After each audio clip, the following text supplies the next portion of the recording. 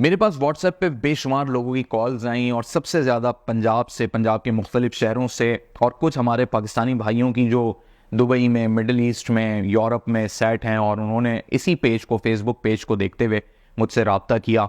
और common questions जो मेरी उनकी डिस्कशन हुई, कॉल्स पे बात हुई, व्हाट्सएप पे वॉइस नोट्स पे बात हुई, चैट पे बात हुई, तो कॉमन चीज़ जो सबकी मेजोरिटी में मुझे मिली, जो सवालात थे, जो चीज़ें थी, वो ये थी कि यार पैसे किधर इन्वेस्ट करें। यानी इन्वेस्टमेंट पे उनको बड़े इशूज़ थे। अब इसमें दो कैटेगरीज के लोग मिले। 70% वो लोग थे जो वेल सेटल थे या रिटायरमेंट की तरफ थे और उनके पास पैसे मौजूद हैं, बट दे आर कन्फ्यूज्ड, डरे में, फ्रॉड से डरे में, पैसा फंसने से डर लगता है उनको, तो वो परेशान है, कंफ्यूज है, पैसे को किधर इन्वेस्ट करें, और उसमें हलाल हराम वाले भी मसले मसाइल हैं। दूसरे 25-30% वो लोग थे जो न्यू कमर्स, में कहता हूँ उनको, बिगनर्स हैं, अभी करियर में आगाज़ किया है, यानी 30 साल से कम उनकी एज है, बट पैसा आ गया है, या जायदाद थी या पीछे बैकअप था, और कोई बहुत बड़ा पैसा नहीं, मतलब 2-4-5 लाख, 12 लाख के अंदर अंदर की स्टोरियाँ आई है। तो वही कहते हैं कि जी हम क्या करें, कोई दुकान ले लें, कोई ऑनलाइन काम में लगा लें, ये कर लें, वो कर लें, मशवरे लेने की कोशिश करते हैं, मशवरे मांगते भी हैं। तो कॉमन इशूज़ मुझे ये दिखाई दिए कि इस वक्त लोग इस चीज़ में भी परेशानी का शिकार हैं कि पैसा तो मौजूद है, चाहे वो 1 लाख रुपए है या 1 करोड़ रुपए है, लेकिन इन्वेस्ट किधर करें। और बहुत सारे लोगों ने खुद अपने तौर पे रिसर्च की, इंटरनेट पे भी सर्च किया, बैंक्स भी जाके मालूम किया, बैंक्स का जो शरह मुनाफा है वो भी उन्होंने देखा, लेकिन उसमें फिर हराम हलाल वाले कॉन्सेप्ट आ गए।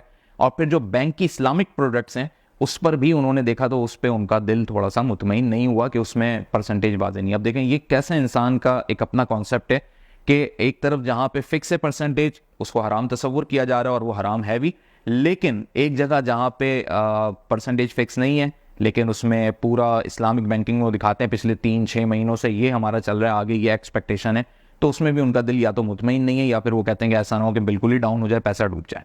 तो प्रिंसिपल अमाउंट को लेके बहुत परेशान है लोग अपनी, और दूसरा ये कि शरह मुनाफा भी चाहते हैं, प्रॉफिट भी चाहते हैं, इन्वेस्टमेंट भी चाहते हैं, लेकिन ना बिजनेस करना चाहते हैं।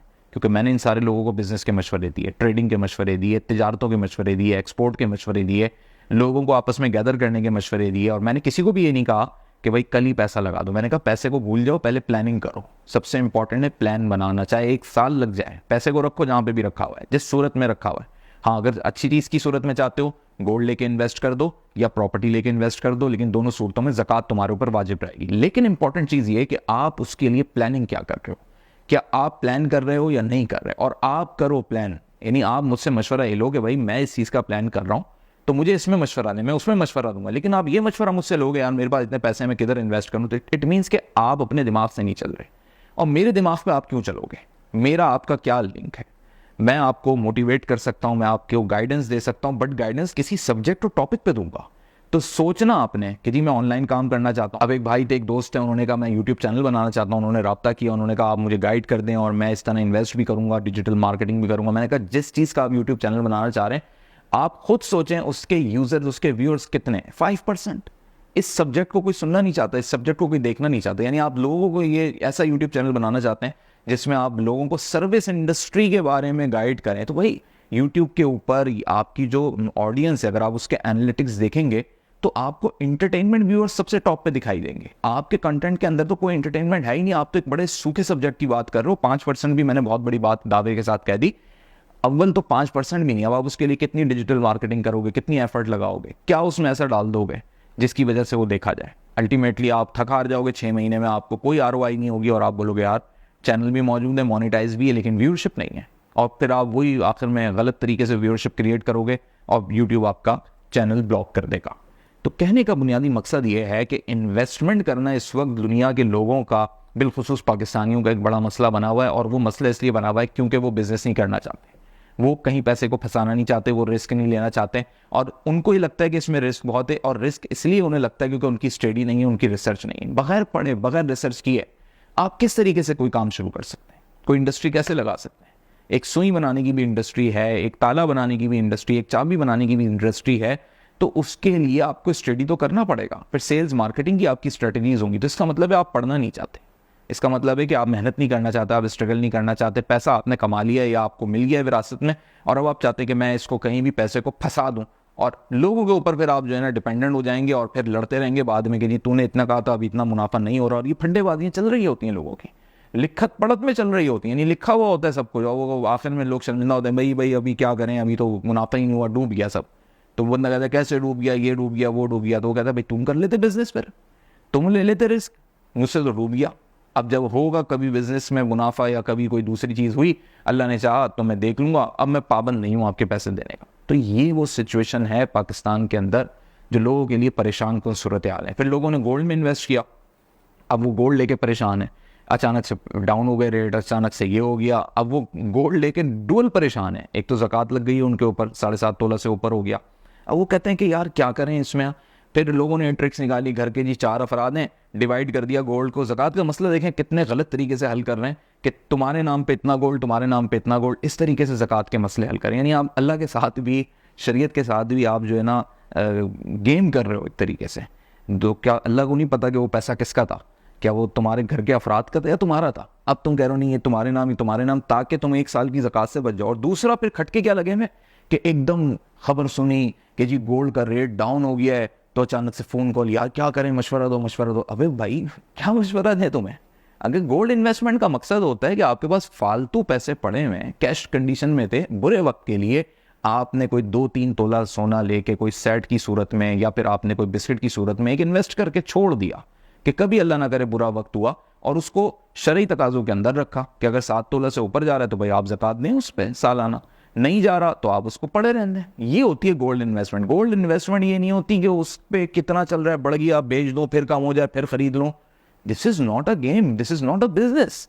ये कोई कारोबार नहीं है। आप कोई ज्वेलर या आप कोई ताजिर नहीं है, आप कोई गोल्ड के स्मगलर भी नहीं है। वो बड़े लोगों के काम होते हैं और बड़े गलत लोगों के काम होते हैं, वो उस लेवल के आप नहीं है।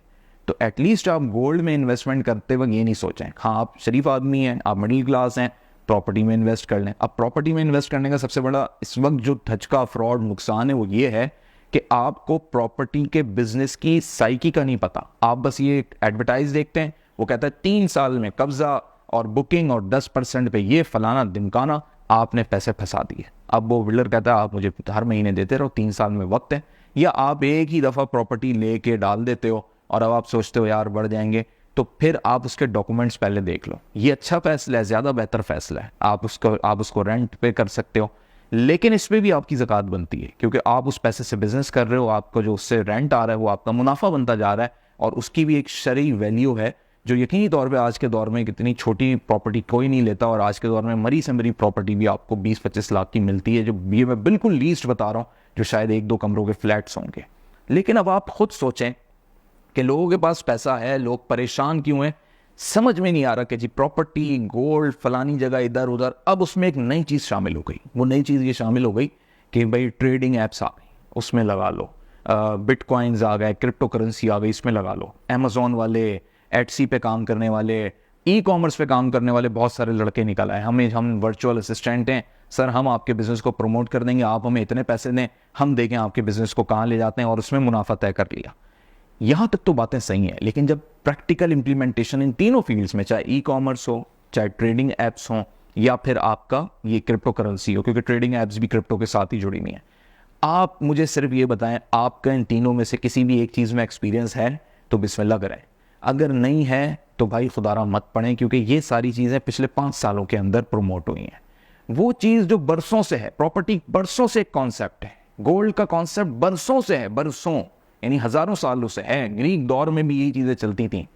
अब सवाल ये पैदा होता है कि उन चीज़ों के अंदर अगर फ्रॉड हो रहा है, यानी आपको 21 कैरेट कह के 18 कैरेट दिया जा रहा है, और इसी तरीके से फ्रॉड आपका प्रॉपर्टीज़ के अंदर हो रहा है, जी बढ़ जाएगी, बैरिया में इन्वेस्ट कर लें, और उसके बाद अब वो कह रहा है छोड़े यार अब नहीं बढ़ सकी, क्या हुआ, इधर नहीं तो अब दूसरी जगह इन्वेस्ट कर लो।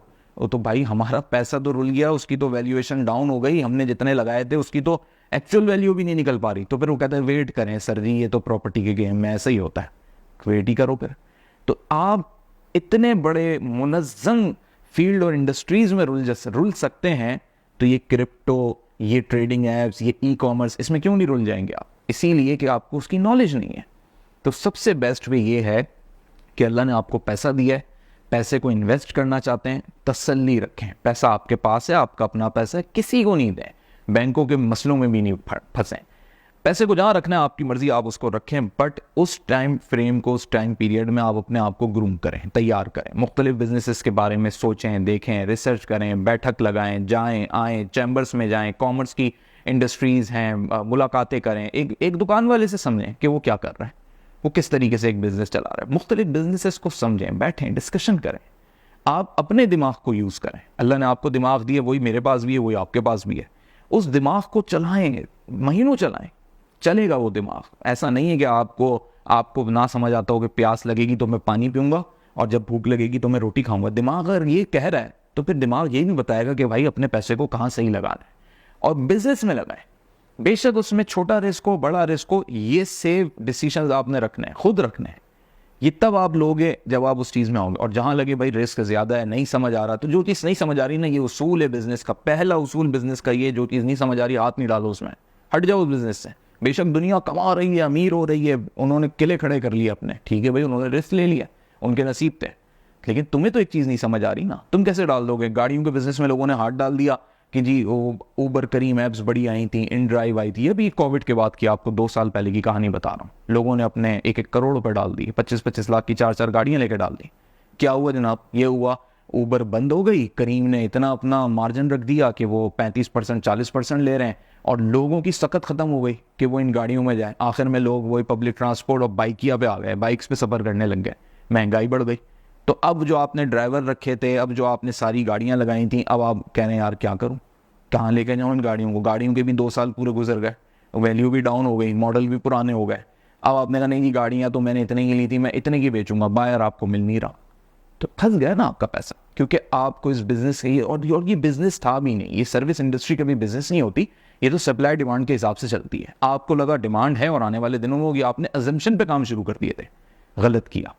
आपको पूरे स्टडी करना है, समझना है, उस फील्ड को समझना है, उसकी सिर्फ डिमांड सप्लाई के ऊपर नहीं चलना, बल्कि उसके पूरे प्रोसेस को समझना है कि अगर एक सब्जी खेत से आ रही है, किस हिसाब से आ रही है, गुड्स ट्रांसपोर्ट वाला कितने ले रहा है उसके पैसे, मंडी में आड़ती उसके क्या दाम लगा रहा है जो उसकी बोली खोल रहा है, उसके बाद होल सेलर लेके मंडी में ही उसको बाकी व्यापारियों को कितने की दाम में बेच रहा है, वो क्या बोली लगा रहा है, व्यापारी अपना ट्रैवल कॉस्ट लगा के किस तरह मुख्तलिफ मार्केटों में या ठेले तक वो सब्जी ला के बेच रहा है, तो भाई वही सब्जी उसकी कीमत में तकरीबन 200% इजाफा हो जाता है, कम से कम बता रहा हूँ ये आपको। तो आपको इस प्रोसेस को समझना है। इस प्रोसेस में आपने अपने बिजनेस रेवेन्यूज निकालने हैं। यही प्रोसेस आपकी हर इंडस्ट्री के अंदर है। कहीं मैन्युफैक्चरिंग आइटम है, कहीं पे आपका रॉ मटेरियल है, कहीं पे आपके सब्जी फ्रूट है, कहीं अनाज है, कहीं चावल है, कहीं गन्ना है। हर चीज़ को आपने अंडरस्टैंड करना है। ये कॉमन बिजनेसेस हैं, एग्रीकल्चर कंट्री है हम, और आप पंजाब में बैठे हैं, केपी में बैठे हैं, सिंध में बैठे हैं, आपके पास मौके मौजूद हैं। आपको देखना है कहीं आपके करीब मिर्च लग रही होगी, कहीं आपके करीब कोई फल लग रहा होगा। इन चीज़ों को अंडरस्टैंड करें। बहुत सारे लोग जो हैं डेयरी फार्मिंग की तरफ जाते हैं, वहाँ आपको गोश्त का बिजनेस मिल जाता है, वहाँ आपको दूध का बिजनेस मिल जाता है, बहुत सारी चीज़ें मौजूद हैं। कॉस्ट मैनेजमेंट कर रहे हैं, रिस्क कम लग रहा है, बिस्मिल्लाह करें, अल्लाह पे तवक्कल रखें। कॉस्ट मैनेजमेंट कर रहे हैं, रिस्क ज़्यादा निकलते ही जा रहा है, निकलते ही जा रहा है, वही नहीं समझ आ रहा, छोड़ दें। नहीं समझ आ रहा, कोई इशू नहीं। दुनिया में एक नहीं, तकरीबन 1,01,000 बिजनेस मौजूद हैं, 1,01,000, यानी 1 लाख से ऊपर बिजनेसेस हैं, चाहे वो सर्विस इंडस्ट्री के हों, चाहे मटेरियल इंडस्ट्री के हों, टेक्नोलॉजी के हों, और उनकी शाखें हैं। तो इसलिए आप अंदाज़ा करें कि आपको कितने बिजनेस पता है।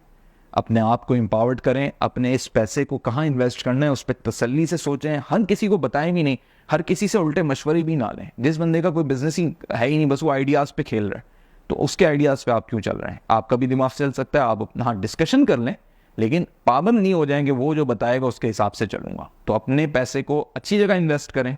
और नेक सबसे अच्छा काम ये कि क्या है, जो मैं हमेशा कहता हूँ कि काम वो जिसका दुनिया और आखिरत दोनों में फ़ायदा हो। दुनिया में मुनाफे की सूरत में फ़ायदा और आखिरत में सुन्नत की सूरत में फ़ायदा हो, तो वो कारोबार है, तिजारत है, ट्रेडिंग है।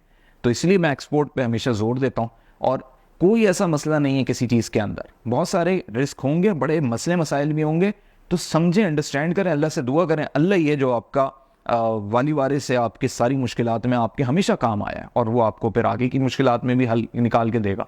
सेफ साइड करना चाहते हैं, सेफ साइड भी बहुत सारे काम हैं। जिस तरह प्रॉपर्टी के काम को लोग सेफ साइड समझते हैं, तो उसमें ही डॉक्यूमेंटेशन, वैल्यूएशन, उसकी पूरी हिस्ट्री, उसका आगे की मार्केट वैल्यू, इलाका, सब चीज़ें देख के उसमें डिसीजन ले लो, चलो उस तरीके से कर लो। ये वो सारे फैक्टर्स हैं जिसमें आपको 100% खुद इन्वॉल्व होना होगा, ताकि आप अपनी इन्वेस्टमेंट को सही जगह इन्वेस्ट करें और अपने बलबूते पे करें। और जो भी मामलात हैं उसका फिर आपको अपने अंदर एक बड़ा अच्छा फ़ख्र महसूस होगा, और इंशाल्लाह आप ये फ़ख्र अपने अंदर महसूस करेंगे, क्योंकि डिसीजंस आपने अपने बलबूते पे लिए होंगे।